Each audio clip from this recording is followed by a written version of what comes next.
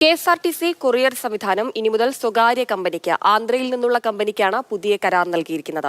KSRTC നേരിട്ട് നടത്തിയിരുന്ന കൊറിയറിനെതിരെ പരാതികൾ ഉയർന്ന പശ്ചാത്തലത്തിലും കൂടുതൽ വരുമാനവും ലക്ഷ്യമിട്ടാണ് പുതിയ നീക്കം. പുതിയ നേതൃത്വത്തിൽ പഴയതുപോലെ തന്നെ കെ.എസ്.ആർ.ടി.സി കൊറിയർ ഉണ്ടാകും. ആന്ധ്രയിൽ നിന്നുള്ള സ്വകാര്യ കമ്പനിയാണ് കരാർ ഏറ്റെടുത്തിരിക്കുന്നത്. പുതിയ കമ്പനിയുടെ സോഫ്റ്റ്വെയറിനെ കുറിച്ച് വിശദീകരിക്കുന്നതിനും ട്രെയിനിംഗ് നൽകുന്നതിനുമായി കോഴിക്കോട്, എറണാകുളം, തിരുവനന്തപുരം എന്നിവിടങ്ങളിൽ പരിശീലനം നൽകും. കൊറിയർ സംവിധാനം കെ.എസ്.ആർ.ടി.സിക്ക് ടിക്കറ്റേതര വരുമാനമാണ്, ലാഭകരവുമായിരുന്നു.